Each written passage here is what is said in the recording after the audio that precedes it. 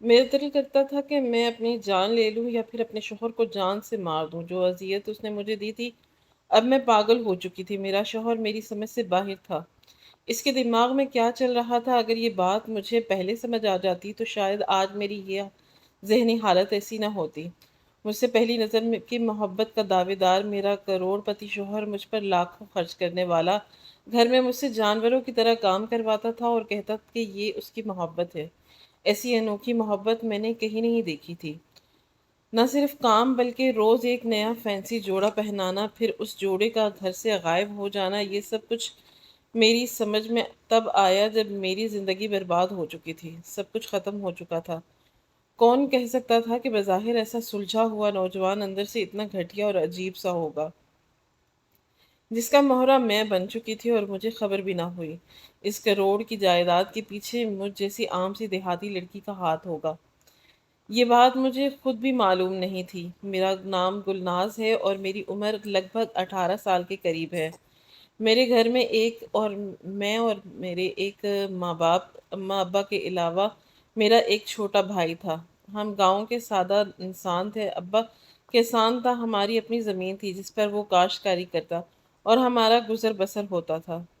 میں نے کوئی خواب وغیرہ دیکھنے کی عادت نہ ڈالی تھی، کیونکہ میں واقف تھی کہ ہمارے خواب کبھی پورے نہیں ہوتے، لیکن میں اس بات سے بے خبر تھی کہ میری زندگی میں وہ ہونے والا ہے جس کا میں نے خواب میں بھی نہیں سوچا تھا۔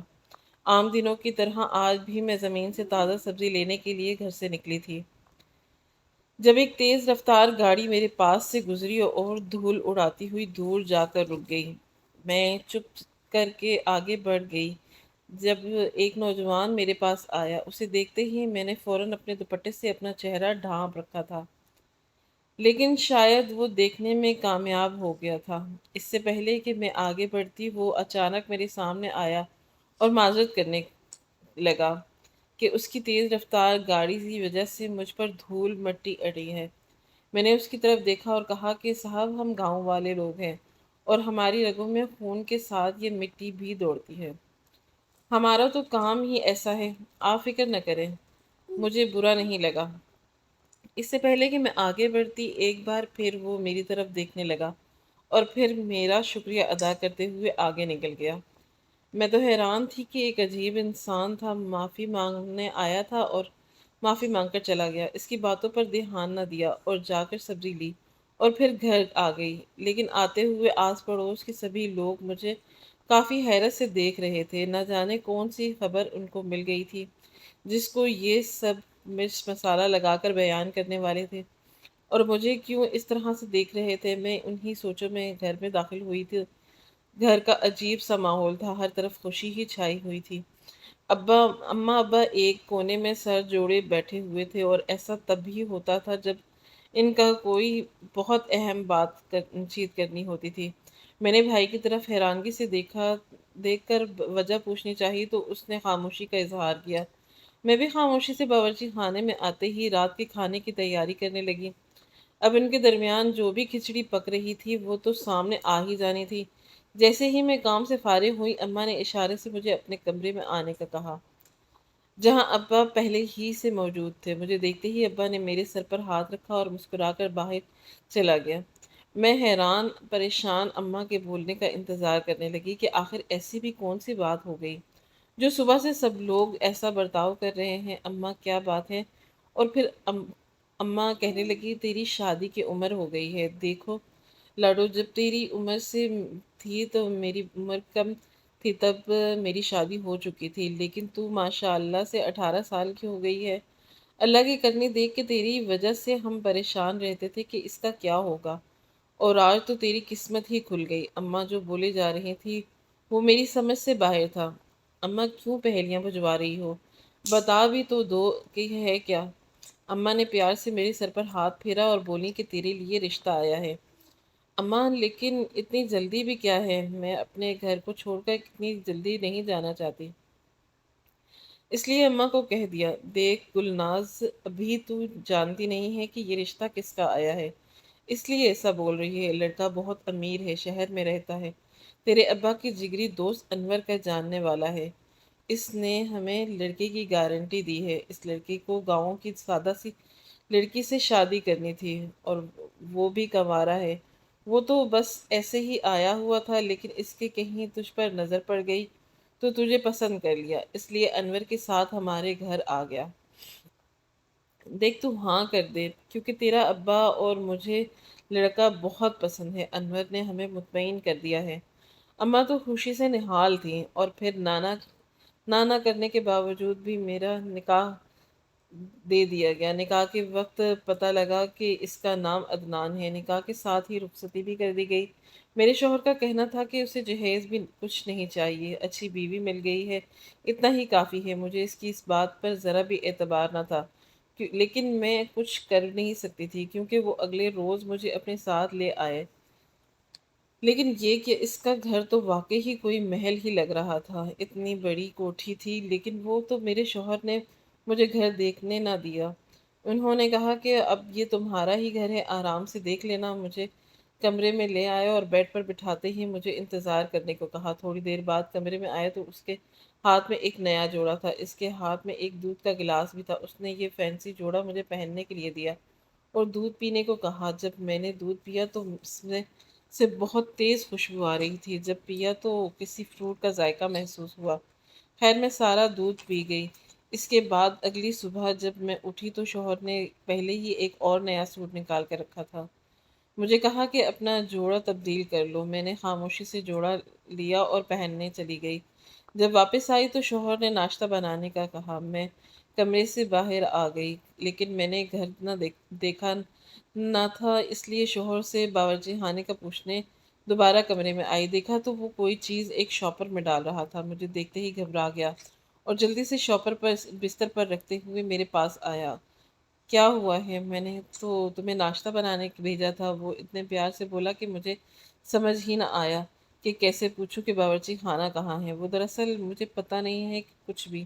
آپ ہی نے کہا تھا کہ کل گھر دکھاؤں گا، اس لیے میں نے گھبرا کر جلدی سے اسے جواب دیا، وہ ناراضی ہی نہ ہو جائے۔ ارے تم اتنا گھبرا کیوں رہی ہو؟ آؤ میں دکھا دیتا ہوں، اب یہ گھر تمہارا ہی تو ہے۔ پھر اس نے مجھے پورا گھر دکھایا۔ گھر واقعی ہی بہت پیارا تھا۔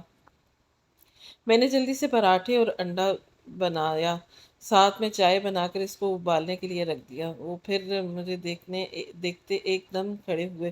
پھر ہم نے ناشتہ کیا۔ اس دوران وہ کافی باتیں بھی کر چکے تھے۔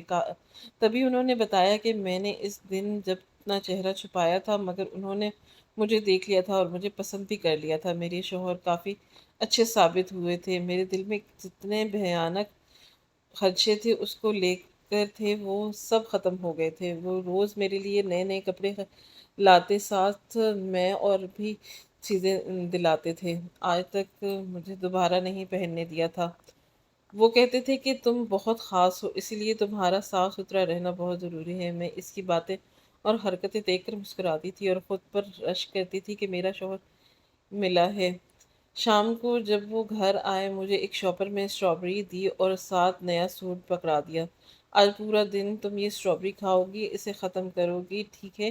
یہ تو بہت ساری تھی، میں کیسے کھا سکتی تھی، لیکن پھر بھی میں نے ہاں کر دی۔ تھوڑی تھوڑی دیر بعد کھاتی رہوں گی تو ختم ہو جائے گی، لیکن سوٹ دیکھ کر میں حیران ہو گئی۔ ابھی ہی تو نہا کر سوٹ پہنا تھا، کل ہی تو آپ نے نیا سوٹ لا کر دیا ہے، ابھی جاؤ جا کر یہ سوٹ پہنو۔ وہ کل والا جوڑا ہے، میں جو کہوں جو تم بس ویسے ہی کیا کرو، تم روز نیا جوڑا پہنا کرو، انہوں نے سختی سے مجھے کہا تھا۔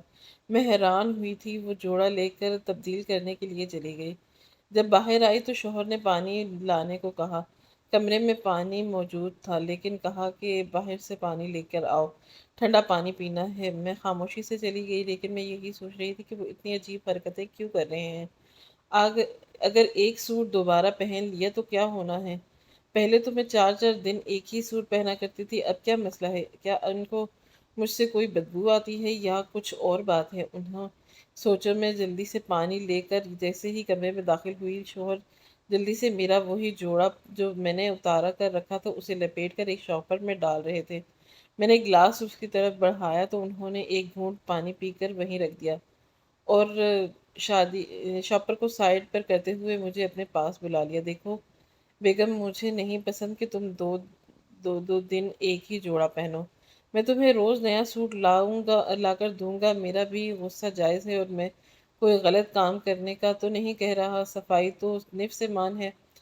अब चलो मेरी एक और बात सुनो। आज से बावर्ची खाने का सारा काम तुम खुद करोगी। अब तुम ही खाना बनाओगी।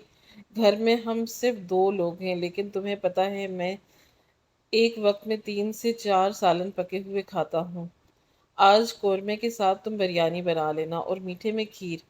शाम को क्या पकाना है मैं क्या आकर बताऊंगा। वो तो ये कहकर चले गए, लेकिन मैं परेशान हो गई। हम 2 ही तो थे, तो इतना खाना बनाने की क्या ज़रूरत है। लेकिन अब मैं इनकार कैसे कर सकती थी। इसलिए मैंने जल्दी से खाना बनाया। खाना बनाते बनाते मुझे 3 घंटे हो गए। मैं पसीने से शराबूर हो गई थी। मुझे शदीद गर्मी लग रही थी। अभी मैं नहाने का सोच ही रही थी कि मेरे शोहर आ गए। हमने साथ खाना खाया और वो वहीं बैठ गए। फिर उन्होंने मुझे रात का खाना बनाने को कहा, मगर अब मेरा इरादा नहाने का था। लेकिन इनके खाने की लिस्ट सुनकर पहले खाना बनाने का सोचा। वो भी काफ़ी खुश नज़र आ रहे थे। कुर्सी लेकर मेरे पास ही बैठ गए। मैं काम के साथ साथ बार बार स्ट्रॉबेरी भी खा रही थी। शोहर की नज़रें मुझ पर ही थी। शाम के 6 बजे जब मैं फारिग हुई तो अब बर्दाश्त ख़त्म हो गई थी। मैं फ़ौरन कमरे में आई ताकि नहा सकूं, लेकिन बेड पर नया सूट देखकर मैं जल्दी से वो पकड़ा और नहाने चली गई। इस वक्त सोचने का वक्त नहीं था मेरे पास। हालत ही कुछ ऐसी थी। मैं बाहर आई तो शौहर भी नहाने चले गए। इसके बाद रात का खाना खाते ही हम सो गए। रात को अचानक एक कुछ खटके की आवाज़ से मेरी आंख खुली तो देखा कि शौहर मेरे ही वही कपड़े जो मैंने आज बदले थे उनको एक थैले में डालकर बेड के नीचे रख रहे थे। मैं हैरानगी के साथ परेशान भी थी रहने लगी कि वो कैस ऐसा क्यों करते हैं।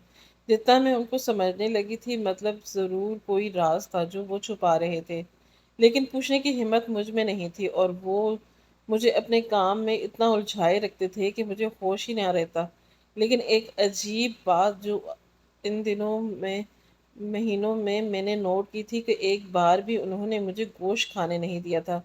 जब भी बिरयानी बनाती तो मुझे सख्ती से गोश्त खाने से मना कर देती, जिसकी वजह से मुझे कुछ और खाना पड़ता। पता नहीं कैसे इनको मेरी एक एक हरकत का पता चल जाता था। लेकिन इस बात का तस्दीक भी उन्होंने खुद ही कर दी कि सारे घर में कैमरे लगे हुए हैं ताकि कोई चोरी वगैरह ना हो सके। अब तो सवाल ही पैदा ना होता था कि मैं उनकी किसी भी बात को से इनकार करूं। वो तो सब देखते होंगे।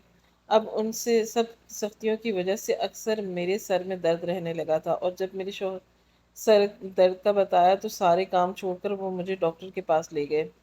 मेरे इतने महंगे महंगे टेस्ट करवाए। मैंने मना भी किया लेकिन वो ना माने। डॉक्टर ने भी कहा कि इसकी ज़रूरत नहीं है, लेकिन शोहर ने कहा कि तुम सभी टेस्ट करवा लो, मुझे तसल्ली हो जाएगी। मेरे सभी टेस्ट ठीक आए थे। इस दिन के बाद तो अगर मुझे सर में दर्द होता तो मेरे शौहर को बताने की गलती ना करती, क्योंकि अब मैं जान गई थी कि वो मेरी छोटी से छोटी चीज़ को लेकर परेशान हो जाते हैं। इसी दौरान भी वो मुझसे वर्जिश करवाता, कपड़े लाजमी बदली करवाता। ये आदत उसने कभी ना छोड़ी थी। हमें शादी को अब 2 साल होने वाले थे। मेरा शौहर अब पहले से बहुत ज़्यादा अमीर हो गया था। काम वो इतना नहीं करता था कि दिन में से 2 से 3 ऑफिस के चक्कर लगाता था। पहले तो फिर भी दिन में एक जोड़ा तब्दील करने को कहा करता था, लेकिन अब दिन में 3-4 जोड़े मुझे बदलना पड़ते थे। इस बात से तंग नहीं थी, क्योंकि मुझे आज कल पसीना ही इतना आता था, लगता था कि अगर अभी जाकर ना नहाई तो ज़िंदा नहीं बचूंगी। लेकिन अब मैं सोच सोच कर जहनी मरीज़ा बन चुकी थी। मेरी दवाइयों का ढेर मेरे पास लगा हुआ था जो मैं खाती थी। ये तो तब से शुरू हुआ था कि जब से सर्दियाँ आई थी। मैं सारा दिन घर का काम करती रहती थी और पसीना पानी की तरह बहता रहता था। एक ही बार नहाने का सोचकर जब नहाती तो शौहर आकर हीटर चालू करके मुझे एक कमरे में बंद कर देता। जब मैं गर्मी से बेहोश होने लगती तो कितना कहता कपड़े बदल लो, पसीने की बदबू आ रही है। सिर्फ इतना ही नहीं, जब मैं कपड़े बदल तब्दील करके आती तब वो कोई ना कोई फल लेकर आता। कभी अंगूर, कभी आड़ू, कभी अमरूद तो कभी अनार। लोग इन सब चीज़ों के लिए तरसते हैं और मैं ये सब कर कर के जहनी मरीज़ा बन चुकी थी। अब मैं सोचती थी कि इससे तो मेरा गांव ही अच्छा था। वहाँ मौजूद मिट्टी का मकान अच्छा था, जहाँ काम करने के बाद ठंडी हवा सुकून देती थी। और यहाँ तो सर्दियों में भी گرمیوں کا سما رہتا ہے، میری تو اب بس ہو چکی تھی۔ مجھے روز کمرے میں بند کر کے ہیٹر چلا دیا جاتا تھا۔ اب میں نے سوچ لیا تھا کہ شوہر کی کوئی بات نہیں مانوں گی۔ اگر ایسا ہی چلتا رہا تو میں بہت جلد دم گھٹنے سے مر جاؤں گی۔ آج میں کمرے میں بند ہوئی تو جان بوجھ کر ہیٹر خراب کر دیا، مگر میرا شوہر اسی دن نیا ہیٹر لے آیا۔ اب میں نے ایک ترکیب سوچی تھی۔ شوہر جیسے ہی کام پر گیا، میں بازار جا کر ایک کیمرے والا آدمی کو پکڑ لائی اور اسے پیسے دے کر گھر کے سارے کیمرے خراب کروا دیے۔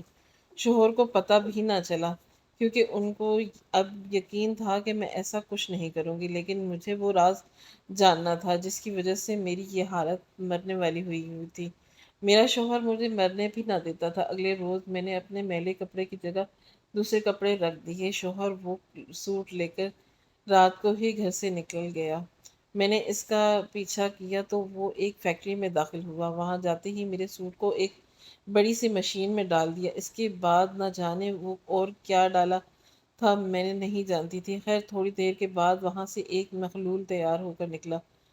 میں نے ایک شیشی اٹھا کر سونگھی تو اس میں ایک خوشبو تھی۔ اب مجھے معاملہ کچھ سمجھ میں آ رہا تھا۔ میں ایک دم سے اپنے شوہر کے سامنے چلی گئی اور مجھے دیکھتے ہی گھبرا گیا۔ ڈانٹ کر وہاں سے بھیجنا چاہتا تھا، کیونکہ وہاں بہت سارے مزدور کام کر رہے تھے، لیکن میں نے نہ گئی، اسے سچ بتانے کا کہا، ورنہ اسے دھمکی دی کہ میں اسے چھوڑ کر چلی جاؤں گی یا پھر اپنی جان لے لوں گی۔ یہ سنتے ہی شوہر پریشان ہو گیا۔ اسے امید نہیں تھی کہ میں ایسا کہوں گی۔ دیکھو بیگم، تم مجھے چھوڑ کر نہ جانا اور مرنے کا سوچنا بھی نہیں۔ میں تمہیں سچ بتاتا ہوں، تم میرے ساتھ اندر کمرے میں آؤ۔ میرے شوہر نے گڑ گڑاتے ہوئے مجھے درخواست کی، لیکن میں نہ مانی۔ بالکل بالکل نہیں، یہاں سب کے سامنے ہی بات ہوگی، ورنہ میں ابھی تمہیں چھوڑ کر چلی جاؤں گی۔ تب میرے شوہر نے نادم ہو کر بولنا شروع کر دیا۔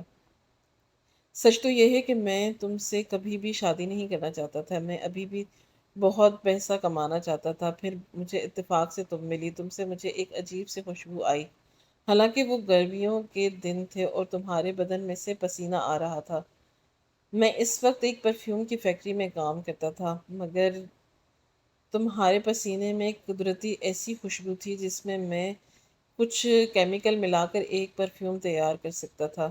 تبھی میں نے فیصلہ کر لیا کہ تم سے ہی شادی کروں گا۔ پھر میں نے اس پر عمل بھی کر دیا۔ میں روز تمہیں نئے کپڑے پہننے کو دیا کرتا تھا تاکہ تمہیں پسینہ آئے۔ اس کے ساتھ تیز خوشبو والے پھل بھی پھر بھی لے آتا۔ میں خوش تھا کہ میرا تجربہ کامیاب ہوا تھا، اور پھر میرے تجربے سے جو پرفیوم بنا تھا وہ نہ صرف یہاں بلکہ انٹرنیشنل مارکیٹ میں بھی مقبول ہوا، جس کی وجہ سے مجھے کامیابی ملتی گئی اور میں ایک پرفیوم فیکٹری کا مالک بن گیا۔ پھر سردیاں آ گئی تو میرے ذہن میں ہیٹر کا خیال آیا۔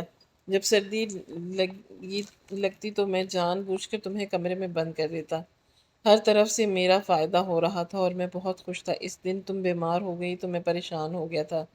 اگر تمہیں کچھ ہو گیا تو میرا سارا بزنس ڈوب جائے گا، اور میں خود اولاد نہیں ہونے دے رہا تھا۔ اگر بچہ ہو جاتا تو تم بھی مصروف ہوتی، میں کام نہ کروا پاتا، کیا پتا بچے کے بعد پسینے کی خوشبو بدبو میں تبدیل ہو جاتی۔ اس لیے میں تمہیں جوس میں حمل نہ ہونے کی دوا ملا کر دیتا تھا، اور دیکھو آج ہم بہت امیر ہیں، اب ہم دونوں مل کر عیش کریں گے۔ اپنے شوہر کی باتیں سن کر میرا تو دماغ ہی چکرا گیا۔ میں نے اسی وقت اس کی بات مان لی، مگر پھر بعد میں دیکھا کہ وہ ایک اچھی بھلی لڑکی کے ساتھ شادی کے بعد نفسیاتی بنانے اور کاروبار کے لالچ میں سے بچہ روکنے کی دوا کھلانے کے جرم میں گرفتار کروا دیا اور خلا کا نوٹس بھی دے دیا۔ اس سب کا میں نے اپنے باپ کو بھی ہی قصوروار ٹھہرایا تھا، کیونکہ انہوں نے اس وقت 5 لاکھ لے کر میری اس آدمی سے شادی کر دی تھی، اور یہ بات مجھے اب پتہ چلی تھی۔ عدالت کے ذریعے میں نے خلا لے لی۔ میں ایسے آدمی کے ساتھ نہیں رہنا چاہتی تھی، اس نے مجھے بہت تکلیف دی تھی۔ میرے شوہر نے میری وجہ سے جتنی بھی رقم کمائی تھی عدالت کے ذریعے وہ سب مجھے مل گئی تھی۔ میرا شوہر یہ صدمہ برداشت نہ کر سکا اور جیل میں ہارٹ اٹیک آنے کی وجہ سے فوت ہو گیا۔ آج میں آزادی سے اپنی زندگی گزار رہی ہوں اور